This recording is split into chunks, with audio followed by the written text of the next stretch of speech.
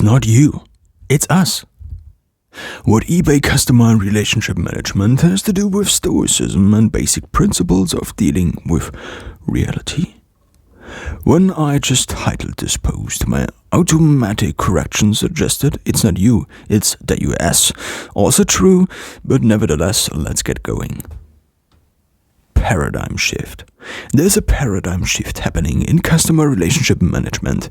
At least that's what my, of course, very limited and by countless psychological effects disturbed mind kinda wants to tell me, or told me today. Sometimes it does that. It's this strange thing where for minutes, hours, weeks, months, years and even decades, yes, I am not joking, my mind seems to have run this background problem solving of something I once put in. This problem I just couldn't solve at this very specific moment in time. And then suddenly, seemingly out of the blue, although science of course tells us that this isn't true, a solution, realization or something else bubbles up. And the truth is announced to me. Sometimes it's a solution to a very personal problem. Sometimes it is a completely new perspective. And sometimes it is just an idea that turns up and wants to be discussed. This time it's the latter, I guess. Customer is king. Nowadays, if you are an employee of a company, if an employee of a company does something to make someone angry at him or the company, it's bad. Very bad. The thing is this, the customer nowadays is almost always right. Because he's the one buying and the employee is the one being paid for being nice. Recently, I saw this video of a woman shouting at a flight attendant for seemingly nothing. Of course, probably caused by having trouble with her own life, which she probably can't handle that well or couldn't handle that well. And some people, meaning almost everyone with the self-control to not let his inner anger turn outwards, tend to let his anger outwards. And of course, this is just speculation. Out of work, the woman said something like, "You maybe won't have a job tomorrow," which turned out to be true, which of course is kind of sad because from a perspective of righteousness, the attendee of course was just acting like every other human also would, being a little bit offended by someone shouting at them, but that didn't matter. Although this example is not really falling into the exact trend I originally wanted to describe here, it very well fits into a broader framework where almost everything is expected and also done to ultimately satisfy the customer and his needs, even if that means firing seemingly human flight attendees for, well, being human, but at the same time hurting her duty as an employee, which could upset you. But right now we cannot really change something by judging the situation, so let's leave as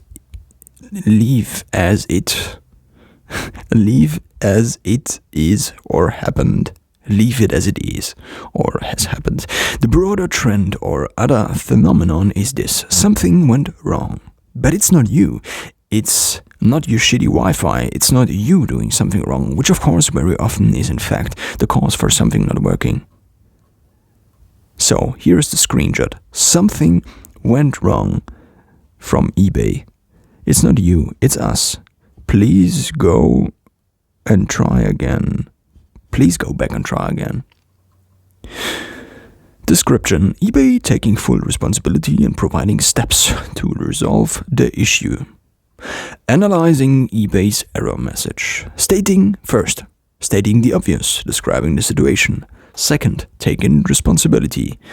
Third, providing us with actually helpful steps to do something right now to try to resolve the issue. And that is a very good plan for dealing with almost everything. It's called taking responsibility and providing solutions, which is a very nice trend to see. And I think, at least in my opinion, this principle nowadays shows up everywhere. Well, not only nowadays, also back in the days when surfer dudes were called Greeks, and this principle was called Stoicism.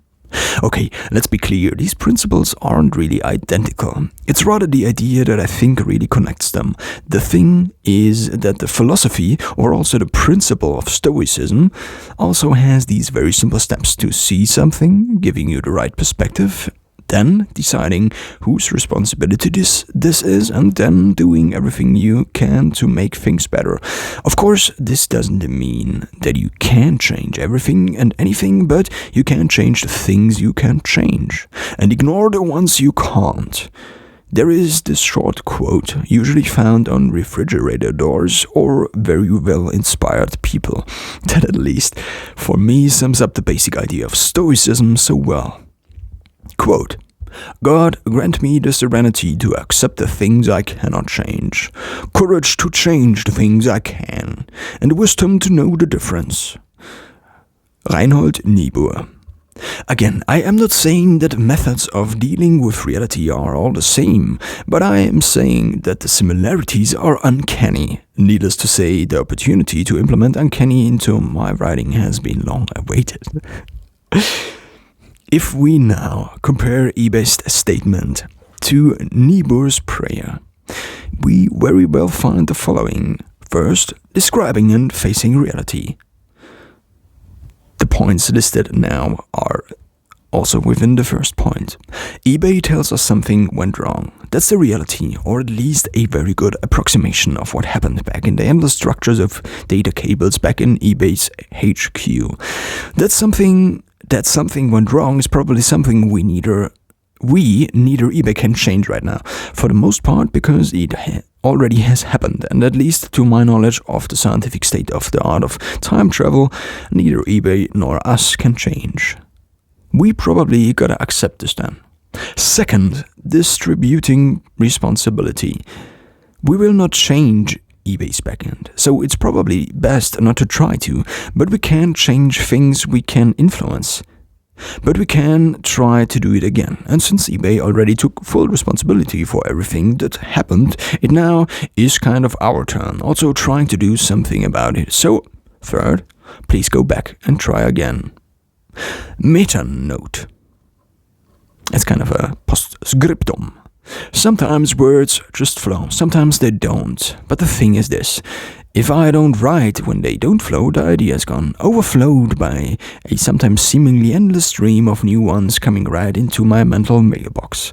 The thing is, usually after reviewing something for a few seconds, it moves either manually into the trash or automatically, because I just cannot write them all, giving the ideas proper justice. But then, most of them are gone, and you should write them when they are still fresh.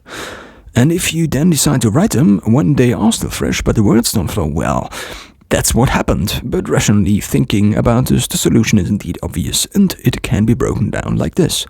First, overthinking is real for most people and prevents their life. Second, quality over quantity is nice, but only if this principle doesn't prevent you from producing zero quality. If you want to compute the overall value of something, you in general take quality times quantity equals the value. But if one input equals 0, the output also equals 0. Third, you will not get better by not writing. Only by writing you will get better at writing. Fourth, learning happens like this.